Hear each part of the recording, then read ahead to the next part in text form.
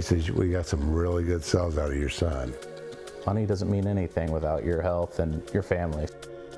Coming up today, curing blood cancer thanks to family. The story behind one son's life-saving gift.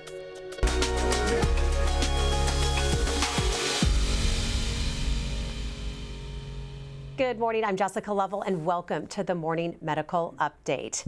When someone in your family is facing cancer, your first instinct is to focus on them.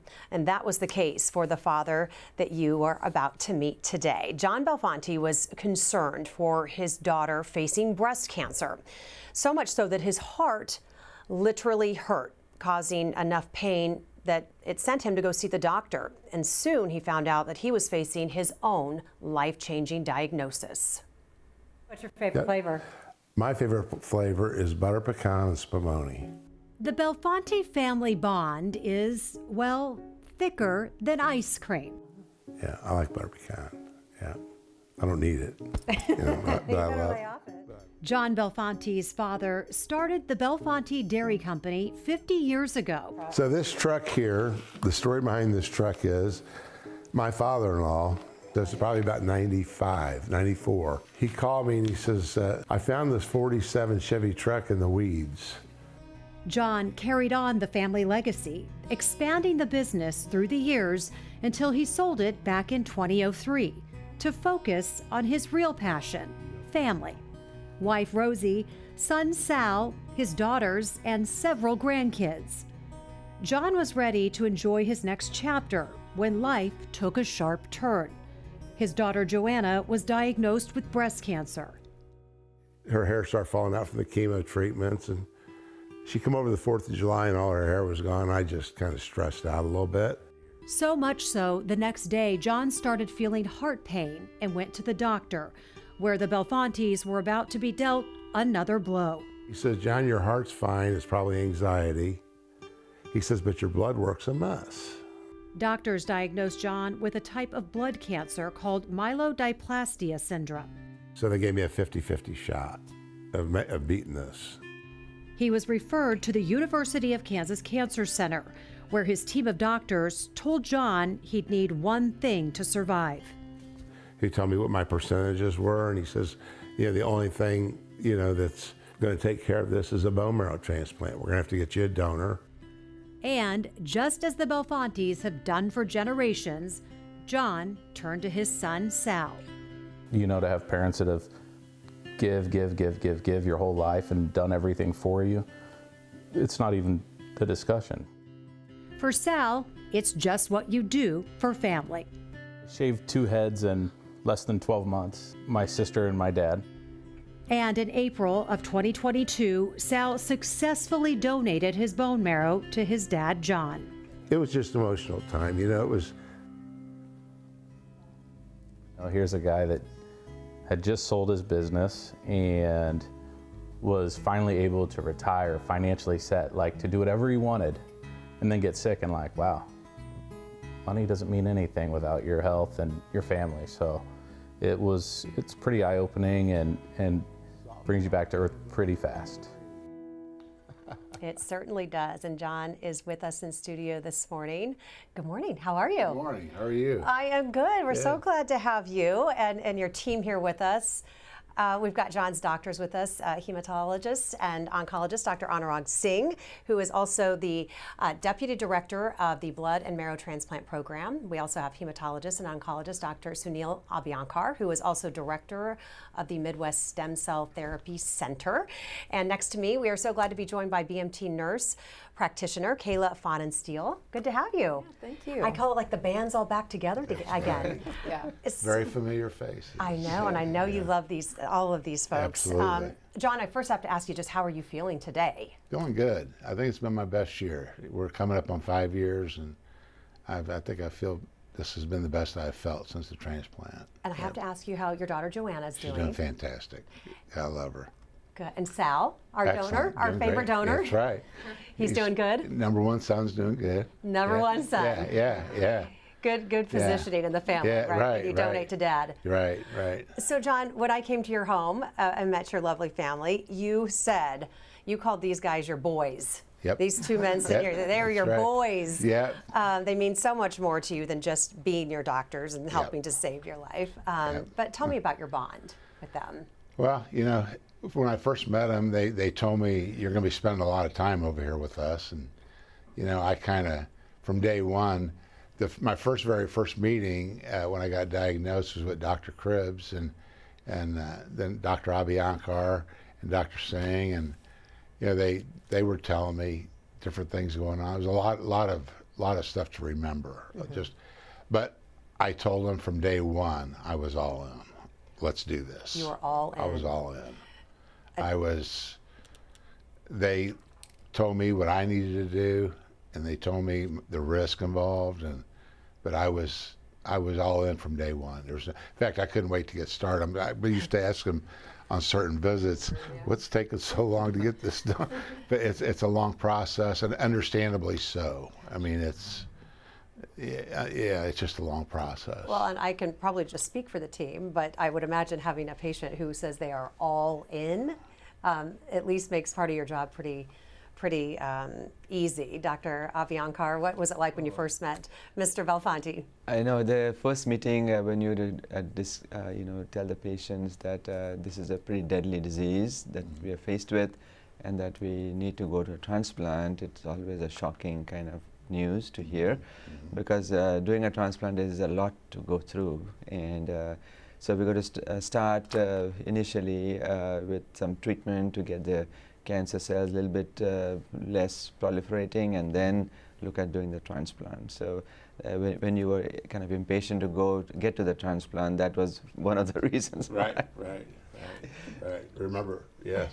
John, in hindsight, were you feeling any symptoms that you can chalk up to MDS? And we're going to talk about what that is here in just a moment. Yeah, I really didn't. You know, I woke up a couple mornings with looked like really faint blood on my pillow, and I thought maybe my gums were from grinding my teeth. I don't know. You know, I mean, that's the only thing I think I remember asking you about that too, back when, and it was real faint. It wasn't like, you know, a lot of blood. It was just really faint, and but I had no other symptoms. I don't, you know. I guess maybe looking back, maybe a little fatigued, but looking back, I really, you know, when I went in and found out my blood work was a mess, it was like, I had no clue. Right. And you said fatigue. It's like, who isn't? Right. Who isn't tired, right? Right. Dr. Singh, just kind of explain what MDS is and what's the big long name. I'll let you pronounce it. Sure.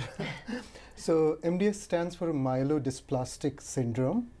So it is a cancer of blood and bone marrow stem cells. So, you know, we have blood cells which all come from stem cells, which are the precursor or early cells in the bone marrow, so the space inside the bones.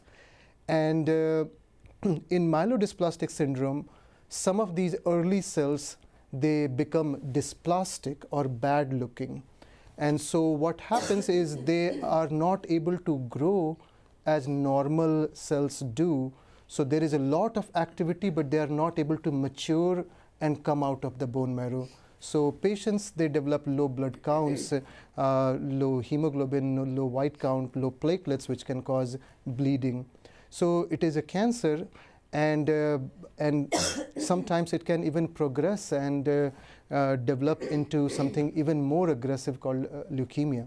Is it referred to like as a pre-leukemia? Yeah, so some people do call it pre-leukemia because I would say on an average, 1/3 of patients with the myelodysplastic syndrome will evolve into an acute leukemia. And Dr. A, are there different types and subtypes of MDS, and what type did John have? Yes, so we kind of grade these subtypes based on the number of leukemic cells there are in the bone marrow. And I was going through your chart before I came here, and you had like 12% of those bad cells, which we call leukemic cells, in your bone marrow. So that's what made your MDS high risk to progress to acute leukemia. And so we want to make sure that we prevent that and do the transplant before actually it becomes into a leukemia. So what are the treatment options, and how do you decide a bone marrow transplant is needed, or is that just the gold standard of treatment going in? So sure. So myelodysplastic syndrome is not just one disease, there are many different subtypes, and there are different risks with each. And so we look at many different things, including blood counts, and more recently we look at the genetic makeup, the genetic signature of the cancer. And so there are some myelodysplastic syndrome patients who may not even need any treatment, but then there are others, because of their high risk features, they need aggressive treatment and stem cell transplantation. Overall, the only curative treatment for myelodysplastic syndrome is a bone marrow transplantation.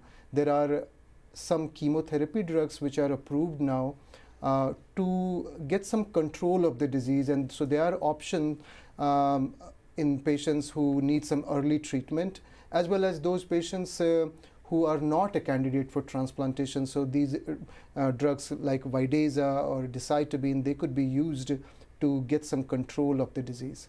So we know chemo drugs can be hard on the heart. John, you are already a heart patient. What were doctors telling you about treatment options and how that might affect?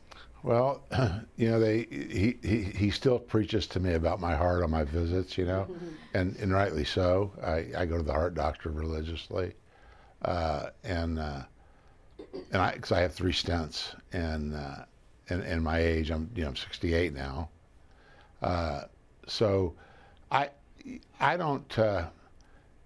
really didn't. I didn't have any chest pains or anything taking the treatments. They didn't affect me at all. The only thing the chemo bothered me was that I could tell was a lot of nausea, headaches, and I didn't have that many treatments. I can't remember if I had 5 rounds or what I had on the regular chemotherapy, not counting the Vidasa. But I don't remember it affecting my heart in any way. It was always in the back of my mind, always. I bet. You know, and but no, it was you know, chemo makes you feel a little bit ill, you know. Yeah, so I've heard. There's no question. So I've Yeah. heard. Dr. Singh, what's the purpose of that Vidasa, that chemo injection?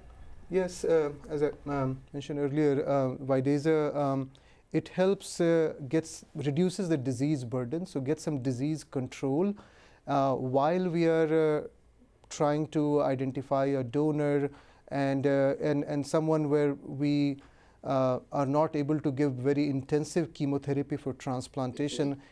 Going into transplant with a reduced disease burden may help with the success of transplantation. Well, let's talk about the bone marrow transplant process. Kayla, I want to bring you in here. A lot of planning that goes on when it comes to this. When does the search begin for a donor? As soon as the patient gets diagnosed, we reach out to one of our pre-transplant nurses, and they immediately start looking for a donor with that. And we are looking for like HLA typing to find the best donor that best suits for our patient. When you walked in and saw John this morning, you both had a moment. Yes. And he said, "Gosh, I feel like I called you all the time." Yes. And that doesn't. So we get that a lot when our patients meet our nurses, our doctors, but our nurses, because that's who you're in contact with. What is your role when it comes to the relationship you have with our patients? Yeah, absolutely. So as a nurse practitioner with BMT, like we in the team, the physicians are all following the same patients, and so we build really a lifelong rapport with our patients, and it's like they really become like family to us. And so, you know, just constantly seeing how they're doing and following up with anything that needs addressed so that we're not missing anything. Sometimes our patients get graft versus host disease, so always assessing for those sort of things and jumping on it right away. But as we see the patients, they've really become like family to us. I'm sure you're like a huge source of like answers, but comfort, right, Yes. John? Big time. Big time. Big time comfort. Yeah, you know, you're not feeling good. You know, I called her many a time. Not all hours of the night, but you know, later, and I would call, you know, anybody in the medical field because I just, you know, or, you know, yeah, it's just to hear, you know, well, you know, that's kind of normal, especially right out of the hospital, you know, when I was first home, and yeah, it's a real, yeah, they make the whole process very comfortable. I bet. Very I bet. comfortable. Yep. I want to talk a little bit more about the donor process and finding a donor, which we'll get to Sal here in just a little bit. But you may be able to save a life by signing up for the National Marrow Donor Program, formerly called Be the Match. You can check out nmdp.org. The ideal donors are young and fit, under the age of 40, and people of color in particular are in need. But in recent years, doctors have gotten better and better at using family members as donors, even when they're not 100% matches, and that's okay, right? So how do you decide, Dr. Singh, just tell us, how do you decide which family member? John has, he has several children, so where do you start? Yes. So when we are looking for donors, we start with family members, and now the best chance of finding a full match is with a brother or sister. But even they have just 25% chance of being a full match. So more than likely they are not going to be matches. Then we also look at unrelated donors, these volunteers which we find on NMDP, so we are able to identify unrelated donors. But sometimes we do not have unrelated matched donors, and so we look at family donors. So children, they could be grandchildren, they could be siblings, they could be parents, and so children or parents, they will be half match, right? Because we get one part of our DNA from our mom, one from dad, so they'll be half match. Now, traditionally, these half match transplants, there were lots of complications associated with that because they're only half match. But in recent years, the way we do transplant has evolved, and which has made these transplants very safe. So now when we have several family members who are half matches and could be potential donors, we look at several other variables. Generally, we prefer younger donors. We prefer male donors over females, especially if they've had children. So the good news is, again, it has opened a lot more options, and essentially anyone who needs a transplant has a donor.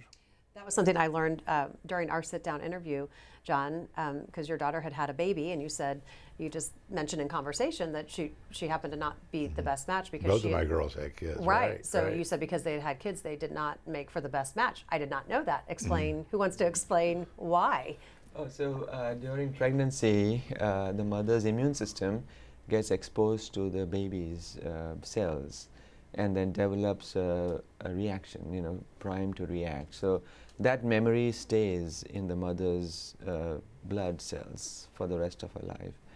And so when what has been found out by research done is that when patients get stem cells from women who had pregnancies, they tend to have higher risk of graft versus host disease. And graft versus host disease is a major complication after transplant, where the donor cells are trying to reject the patient's body. Right. And so to try to prevent that, we then if you have a choice of donors, then we would want to take a male over a female. And also if it is a female as a choice, we'd like to take one who hasn't had any children. Yeah. So that leaves, then there was one. There's one left. There's one left. They tested my brothers, which are identical twins. Right. They're 4 years younger than me, and they're identical. So you test one, you test them both. Same. They didn't match. My sister Jo Marie, she couldn't because she had some other medical history issues that they didn't want to use her as a donor. And then came to Sal, and I'll let him take it from there. Yeah. And yeah, so Saul was our donor. He is a half match, and we were like, yeah, we'll go with that. That was a decision, quick decision. Quick decision Yeah. for everyone. One that was easy to make. And again, I was all in. Whatever you guys say, I'll do. He was in, and That's Sal right. was in, That's everyone right. was in. Right. So be sure to ask your questions if you have any. Use the chat on YouTube or Facebook. You can email the Medical News Network. That information is there on your screen. Dr. Abhyankar, what are the biggest concerns during post-transplant, during that period, after the transplant happens? So after the transplant happens, the person is in the hospital for about 2-3 weeks, recovering from the effects of the chemo, like you were, John. And once the blood counts take over, we know that these are donor cells that are growing, then it's safe to discharge to the outpatient. And then subsequently, for the first 100 days, we have to follow very closely, like Kayla mentioned earlier, to watch for graft versus host disease. Right. And so every time the patient comes to a clinic, we're watching their blood count to make sure the donor cells are doing what they're supposed to do and growing, and then watch for graft versus host disease, watch for infections. So the first 100 days after transplant are very critical. Kayla, what's your role post-transplant in John's care? You know, you're doing a lot of lead-up work, and then here comes the transplant. Yeah, kind of like what Dr. Abhyankar said. A lot of it, so during when I'm seeing John is, you know, we ask a lot of the same questions. Are you having any fevers? And a lot of questions too, assessing for any graft versus host disease. Because from one visit to the next, patients can change drastically or symptoms can arise. And so it is very critical that we're assessing for infection, anything new that's coming up or anything that the patient may not think is abnormal, but to us it is like, well, this actually could be something more concerning we need to look into. And a lot of education as well, because at the beginning of this, the patients are they have so much information up front, like John had mentioned, of everything. It's very overwhelming for the patient. So I also try to take time to more so go over a little bit of what we're looking for and why, and explaining it a little bit more, because it's just so much at once. And making sure that they're also understanding everything that we're doing as far as treatment too, so that we're all on the same page and that they're comfortable with what's going on. John, how long were you in the hospital? 19 days. 19 days. I supposedly, I think I was a quick one to get out. From what I hear, I was able to get out, you know, maybe 11 days sooner than normal. And you know, what I remember distinctly, both of these gentlemen came in my room the day I got my cells, and they said, you know, you're probably not going to like us in the next 3 days. You're going to be, probably wish you'd never done this. And they went on to explain, you know, it's just your body's going to go into a little bit of a, you know, shock, and you're going to feel pretty miserable. So I thought, well, maybe I won't have that. But anyway, long story short, I walked laps that day that I got my cells around the hospital, because they preached, you need to get up and get moving. Well, I never stopped. I walked every day. You were determined. And except for those 3 days after transplant they were talking about. They weren't kidding. They were not kidding. I looked over at my wife. I says, "Why'd I ever do this for?" You know, I mean, I was hurting. Well, I know what one Yeah. reason you did it for, because you Yeah. met a new little family member. That's right, my granddaughter. So tell Yeah. us about this little lady. She's pretty precious. She's 18 months old now. Yeah, Lucy. Lucy. Yeah. That yeah. had to give you a big old Yeah. reason to get up and go. It was it was a real good gift. Really good gift. Yep. When did you start feeling closer to that 100%? I mean, you know. Yeah. It's been probably this past year. You know, I mean, I felt really good all along, I think. I mean, I had some issues. You know, I had pneumonia a couple of times. I think I had to be admitted to the hospital here at KU. And that was an amazing situation in its You had own. to go to some hospital in Yeah, Arizona while playing exactly. golf. Yes, Oh, you yeah. kept playing golf. Yeah, yeah. One of my trips to get checked over, and I had pneumonia. Yeah. And I was getting pneumonia. I had a couple of times, I think, didn't I? Was it pneumonia every time I was in, or? Sometimes with pneumonia, sometimes just a respiratory infection. Yeah. So he's keeping you up at night with all of these. Yeah. As he rolls And his not only eyes did at I you. get to see him at the office, I go in the hospital, and there he is again. He looked at me, he goes, "What are you doing here? What are you doing here, What John? are you doing here?" You know, so yeah, Now he it just was. sends me texts. Yeah, you're right. Yeah, it was. So I've had some issues, but you know what? I'm okay with what I had. You know, I'm all good. It's, you know, got through it, and you know, Well, John, you've Yeah. lived a pretty big life, you know, with this Yeah. business Right. that we're all so familiar with. Yep. And your family has been such a big support, the community, I would imagine, to just how important has that been for you? Oh, the families. It's our family. I think everybody in our family, the glass is always half full. It's never half empty. That's just kind of the way the family rolls. You know, we're all very positive people, and you know, my wife, my kids, even my older grandkids, friends. It's a lot of support, and it does make a difference, big time. And then these guys are, you know, I could go on for weeks. You know, They're kind of hard to let go of, huh? yeah, they're in it for the win, and the love of what they do is you could just see it that they love what they're doing to help people. Kayla, Dr. Singh, Dr. Abiyankar, all of them. They're just, you feel it, and it's just amazing what they do at this hospital in this department. It's really, and I tell everybody the same thing. It's incredible. Dr. Singh, is John's result an outcome pretty typical? So patients with myelodysplastic syndrome who undergo transplant, they have a 50% chance of being cured and, you know, without problem. So it's a 50-50 chance, and obviously when we go in, we go all in, and we give our best, and to make sure that our patients belong to the 50% who do well. Yes. Yeah. The glass half full. The glass half full. half full. right. I like that. And they do run that way, and you, as a patient, you can feel it. You can feel it. Yeah. Well, let's get to a couple questions from our viewers this morning, shall we? Okay. Does MDS warrant genetic testing to see if it's hereditary? Yes. So most of the MDS is not hereditary. However, up to 10% patients can have something in the genes which increase risk of MDS. So we look at their features, and especially, you know, like if someone is young and gets diagnosed with MDS, or while we're working them up and we find certain genes which we feel are related to something inherited, we do test for inherited reasons. In fact, we have a program in our division focusing on these genetic causes which increase risk of blood cancers like myelodysplastic syndrome. And how do you test family members to see if they're a match here at the hospital? Is it a cheek swab like it is when you send it in? Dr. Abiyankar?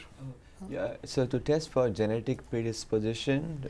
Well, No, just to a see match. if you're a match. Oh, I see, yeah. Yeah. So that is a cheek swab. Yeah. And the family members could be living elsewhere. We just mail the swab to them and thoroughly swab the cheek and send the swab back, and they can analyze it from the saliva. Well, pretty easy. All right, so I want to get to our just our takeaways today, but before we do, John, give us just a quick tutorial on Belfonte dairy and ice cream, because when I tell people that I met you, you're kind of famous. I said somebody I met you. I said somebody I met you. I told my dad I met you. He goes, "Oh, that butter pecan." The people I've met who said, "That's a good man right there." Yeah. So you have to know that you're like a myth, the man, the myth, the legacy. No, it's no big deal. It is a big deal. I know, but You are a big deal. It's just another day at work, you know. I mean, you get used to it. You make people very happy. Well, thank you. I'm glad of that, and appreciate everybody's support. So, my dad started the company. He was in the dairy business all his life, and he started the business actually as a distributor in 1967, and just grew and grew and grew. We were young kids, and I'll never forget the story. To start the business, he took my mom's last $1,800 she had saved out of her bank account to get started to buy 2 pieces of equipment, 2 trucks. Well, anyway, it was a hell of a story. He worked very hard worker, taught us hard work ethics, and everybody said, "You go to college?" I says, "My dad's university is where I went." Bet. All of us boys did, and my brothers. It was a family affair. My mom worked in the office getting started. My aunt, my sister, my brothers, we were all part of it, and we just built it into this thing that got really rather large. a lot of hard work, but you know, he put the concrete down for us, and we built it. We built the building on top of it, but he put really good concrete under our feet. Yeah, you did. Yeah, And it's he did. still, I know you sold the business, but it's We still, sold in the 03. legacy and Yeah, the taste yeah. is still the same today. And it's so Yeah. amazing. But my favorite story that you told me was, I said, oh my gosh, you must have come home with so much ice cream. And you said, no, the easiest way to get it, you would just stop at the grocery Exactly. store and I buy forget. it. You said it was so easy just to go buy it, because if not, Right. you had to go to like the back and get it out of these big vats and stuff. And you're like, just go pay the $3, $4, $5 to get the carton.